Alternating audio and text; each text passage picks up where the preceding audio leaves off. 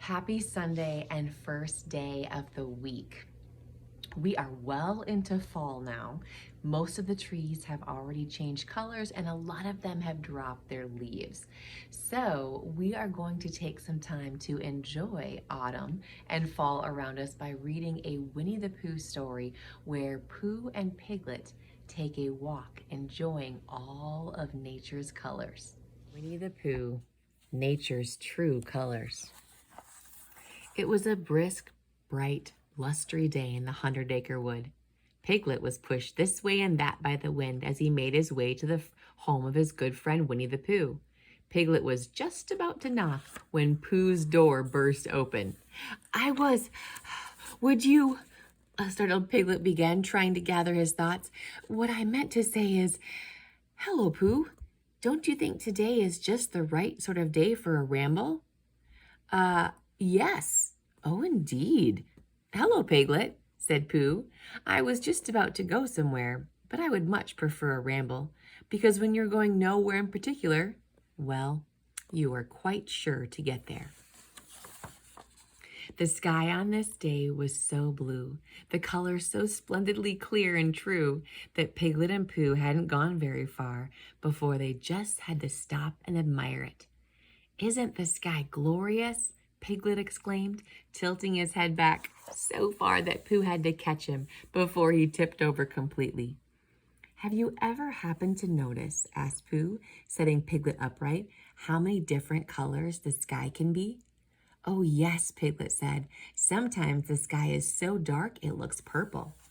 Then there's that gentle sort of grayish color when it rains, said Pooh. The path the friends were following wound through a little meadow where golden grasses made a soft swishing sound as the wind blew through them. Pooh and Piglet stopped to listen.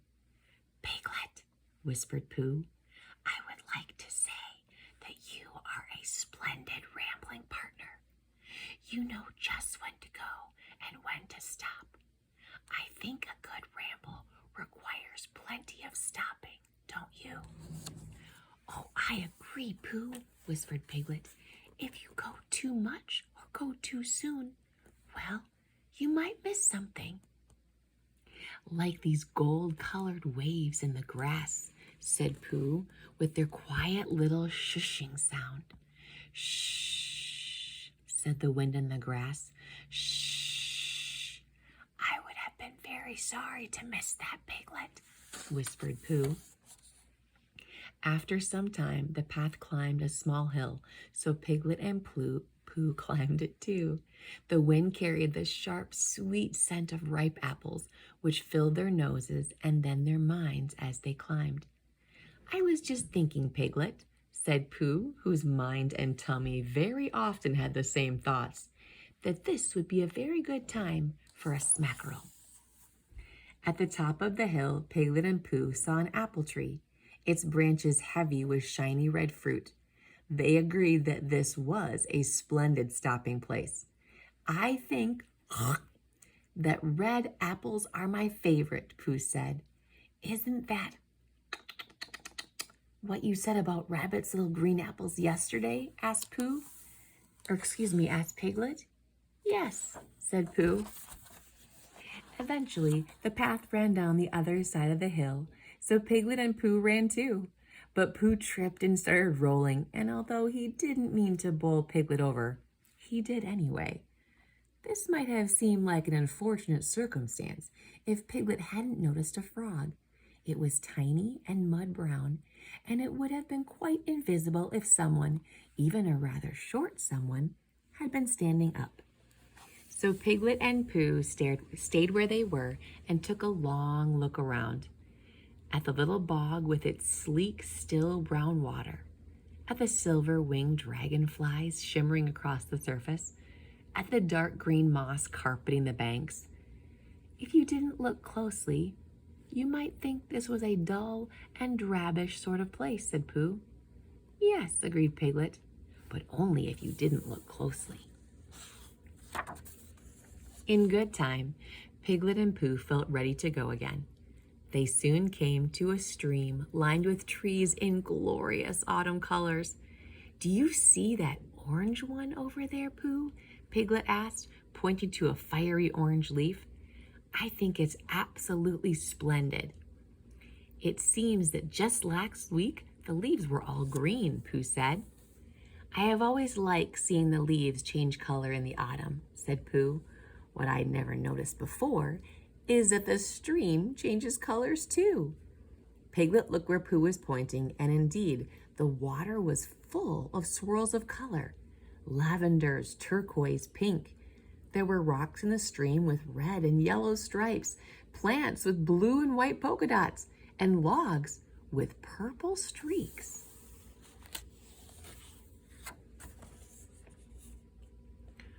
"What are you two looking at?" asked Eeyore. "Oh, hello, Eeyore," said Pooh. "Did you know that the stream changes colors in the autumn, just like the leaves?"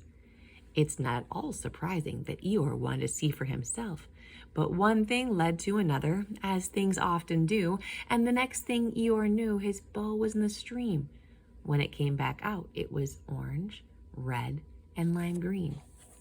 Then Pooh dipped his toe into the water, and it came out lavender and fuchsia and blue. "Now we're changing colors too," said Pooh. "This is a very peculiar sort of autumn." Eeyore, Piglet, and Pooh were discussing what to do when they came across Rabbit and Roo peering into Rabbit's watering can. "Is something wrong, Rabbit?" Piglet asked. "It's my watering can," Rabbit said. "The water has painted it colors." "Just like my bow," Eeyore said glumly. "Not to mention my toe," said Pooh. "I want to change colors too," said Roo. "I'm sure Kanga likes you just the way you are," Eeyore said, holding Roo by the tail to keep him from jumping into the stream. "There's something very strange going on around here," Rabbit said, "and I'm going to find out what it is." "Me too," said Piglet, Pooh, Eeyore, and Roo. Just then Owl called out from a nearby tree. "Hello there. Did any of you happen to notice?" "Yes," Rabbit said. "And do you happen to know?" "No," said Rabbit, "but we're going to get to the bottom of it." "The bottom?" Piglet squeaked anxiously. "I'm not at all sure I want to get to the bottom." "This way," said Rabbit, marching off along the bank of the stream. Eeyore followed. Roo leaped ahead and bounded back to report on more multicolored water and strangely painted mud patches. Piglet reluctantly brought up the rear with Pooh and Owl. You'll let me know if we're getting near the bottom, won't you, Pooh?" Piglet asked nervously. "Of course, Piglet," said Pooh. "I just hope I'll know when I see it." Piglet and Pooh were on the lookout for the bottom, which might have been behind, or under, or near, when they rounded a bend and bumped into Eeyore. "Why are we stopping?" Piglet asked anxiously. "Have we found the bottom?" "I don't know," Eeyore said, "but we have found Tigger." Tigger was fast asleep in a shady spot on the bank of the stream. All around him, paintings were drying in the wind. Paintbrushes were scattered on the ground, and jars of uncovered paint were tipped over, some of them spilling into the stream. "I think we can deduce what happened here," Owl said. "Yes, and I think we can figure it out too," said Pooh. We need the next page. Rabbit shook Tigger awake. "Look what you've done," Rabbit said. "I know," said Tigger. "They're paintings. Would you like one to hang above the fireplace, Long Ears?" "I'm not talking about the paintings," Rabbit sputtered. "Although they are lovely, Tigger," Piglet said. "I'm talking about this mess," Rabbit said. "Look at the stream, the rocks, the plants, the logs. Their colors are all wrong." Tigger looked around him. "Art can be very messy." "Yes, but your mess has become everyone else's mess," Rabbit said. "Even Mother Nature's." Then he showed Tigger his watering can. Eeyore showed him his bow, and Pooh fell over, showing him his toe. "I'm very sorry to see how much mess one Tigger can make," Tigger said in a very sorry-sounding way. I'll never paint another picture. It's not the pictures that are the problem, Owl said. I think it's when you accidentally painted nature that got you into trouble, said Roo. Oh, yes, said Pooh. I agree. Piglet and I were quite happy with nature's colors the way they were. Do you suppose you've learned your lesson? Rabbit asked. Absolutely, positively, Long Ears, Tigger said. No more stripety stripes and polka dots on anything but Tiggers and paintings. I'll get the paintbrushes, Owl said. You might as well put them in here, Rabbit said, offering his watering can. It's already got paint in it. Everyone pitched in to clean up the stream. There was so much cleaning to do that it was late in the day by the time Piglet and Pooh set off toward home. The evening sky was streaked with vivid shades of orange and gold, casting a soft glow on everything in the 100-acre wood. Piglet sighed happily. Have you ever seen anything more glorious? It reminds me of the color of honey, said Pooh, which happens to be one of my tummy's favorite colors. I think nature paints all the colors we really need, Piglet said, stopping to gaze up at the blazing sky. Don't you think so, Pooh? Yes, said Piglet. Yes, said Pooh, catching Piglet as he started to tip over backward.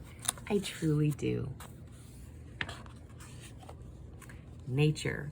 Wonders to see, smell, touch, and hear. Nature delights us all through the year. With beauty that's ours to enjoy and protect, nature deserves our love and respect. Destination unknown. When you're walking with a friend and listening to the breeze, it matters not which way you choose. There is only you to please. When you're neither here nor there, don't wonder where you're going. On any great adventure, the best part is not knowing. Now, this cute story with Winnie the Pooh is a great reminder to us to go out and enjoy nature. So that's our gold nugget. I take time to go outside and enjoy nature. Can you put your hand over your heart and say that with me? I take time to go outside and enjoy nature. Being outside in the sun and with the wind, all of it is so good for you. And you know what? It's also good to take time and sit by water and just listen to it lapping back and forth on the shore. It's actually good for your mental health. So if you're feeling a little stressed, maybe head outside to play or to just sit and look at the beautiful colors found in nature. I hope you enjoyed the story today, and between now and tomorrow, which will be the next one, you are seen, you are heard, and you matter. And I'll see you back here tomorrow for another story together.